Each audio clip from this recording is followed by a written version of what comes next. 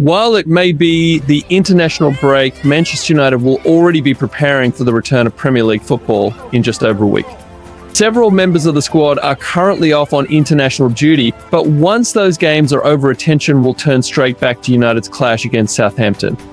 United travel down to the South Coast looking to bounce back from the disappointment of last week's match against Liverpool. The 3-0 defeat means that United have lost their last two games after winning their opening match against Fulham. The results place emphasis on the importance of taking all 3 points back with them from the game against the Saints. The good news for United and Erik Ten Hag is that the game could see them welcome some players back from injury. With that in mind, here is the latest from the treatment room at Carrington. Erik, what's the latest with Rasmus Hojlund and when can we expect him back in first team training? After the break, but when after the break, I think it's 3 weeks from now, and we have to see how it develops, how we can progress during the break. To get match fit. But so he returned on the pitch, but it will take a while before he's up, because everyone have seen happens in the first game. So he need also go up and build some fitness. Erik Ten Hag about Rasmus Hojlund before Manchester United's last game. Around 30 minutes after Ten Hag's press conference, Hojlund drove out of Carrington wearing shaded sunglasses in his Range Rover and stopped for autographs and photos. "I pulled my hamstring, but I'm okay now," said Hojlund when a small child who was wearing a United replica with his name and number asked why he hadn't played this season.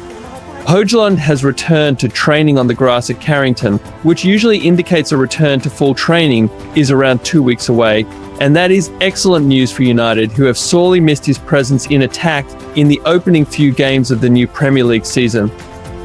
Bruno Fernandes has been used as a false nine and Joshua Zirkzee started down the middle against Liverpool, but Hojlund is a natural centre forward and is more effective in that role. What he brings to the team, being able to stretch a defence with his pace and getting in behind the opposition, is unique, and the injury he sustained in pre-season was unfortunate. Hojlund tweaked his hamstring after opening the scoring against Arsenal in Los Angeles, and his goal was the type nobody else in the United squad could produce. He used his body brilliantly, shielded the ball with his strength, and used his acceleration to evade his marker. The 21-year-old is built in the mould of a traditional striker, and if his finishing has improved for this season, he has the ability to significantly better his haul of 16 goals last term. Hojlund's return will be a huge boost, and he is expected to be available against Southampton when football resumes after the international break. United are guaranteed to create chances against the relegation candidates, and Hojlund could mark his return with a bang. Whether Luke Shaw returns to the squad alongside Hojlund at St Mary's remains to be seen. The defender hasn't played for United this season, despite playing for England at Euro 2024, and Ten Hag didn't give an update on his situation at his latest press conference. United said on August 13th that Shaw would miss the opening games of the Premier League season due to a calf injury sustained at the start of pre-season training. The clash against Southampton comes on September 14th, and 4 weeks should be enough time to recover from a calf strain, providing it's not serious. That teases the possibility of Shaw and Hojlund making the 11 on the South Coast. United have scraped past Fulham, defeated by Brighton and hammered by Liverpool, which has made the Southampton game an early season must-win encounter, with the following 3 matches challenging. Crystal Palace away, Tottenham at home and Aston Villa away, and United must get back to winning ways to ease pressure on Ten Hag. The chances of breezing past Southampton with minimal fuss will increase if Hojlund and Shaw are back from the sidelines. They are 2 hugely important players in how Ten Hag wants to play, and the latter's passing qualities are particularly important for building up from the back. Ten Hag will give a fresh update on Hojlund and Shaw at his press conference on Thursday, and fans will be desperately hoping he confirms their return to action against Southampton. It's also imperative that when they return to fitness, they maintain a clean bill of health. Now, Yoro has made an important step in his recovery after he sustained an injury in pre-season. Yoro is walking without crutches as he steps up his rehabilitation from a foot injury. Yoro fractured his metatarsal in the first half of the 2-1 defeat to Arsenal in Los Angeles, which was the opening fixture of United's pre-season tour in the United States. The 18-year-old underwent surgery at the beginning of August to address the problem, and November was earmarked for his return. Yoro was unveiled to Old Trafford before the Fulham game and was using crutches, but his recovery is progressing and they are no longer needed.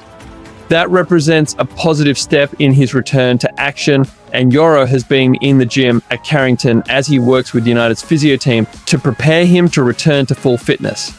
Yoro was one of 5 first-team signings for United this summer and demonstrated his quality in just his first appearance for the club in a friendly against Rangers in July. The defender only had 1 training session under his belt when he played that game, and it was impressive to see him perform with teammates he'd only known for a few days. Although Yoro's injury has been considered a huge blow, club sources are viewing his layoff as an opportunity for him to settle into life in Manchester and familiarise himself with his new surroundings, an approach Sir Alex Ferguson would take with new signings who picked up injuries. United believe Yoro can develop into one of the best defenders in the world. His signing from Lille in a deal that could rise to 70 million euros was seen as a coup. Ten Hag said on Yoro's injury, that's part of football. That's part of top football, especially that you go to the edge. Every player has to go to the edge. And yeah, then injuries are not avoidable. But of course, we have to be ready as a club and as a team to cover this. And the players are dealing very well with this setback. Yoro and Rasmus Hojlund are very positive. They are already recovering and they will return. Manchester United faces a critical period that could shape the rest of their season. The return of key players like Hojlund and Shaw will be a boost, but the real challenge lies in building a squad that can adapt, perform and thrive regardless of injuries or setbacks. It's time for the club to reassess its depth, injury management and tactical flexibility. Are we putting too much hope in the return of players instead of finding solutions within our existing squad? Should United be doing more to ensure that every player is prepared to step up when needed? As fans, let's continue to support our team, but let's also demand a club that's proactive, not reactive. One that prepares for every scenario, strengthens every position, and never relies on just a few players to carry the weight. The future of Manchester United should be one where every player is ready to shine. The journey to reclaim our rightful place at the top begins now. Are we ready for it? Let the conversations begin.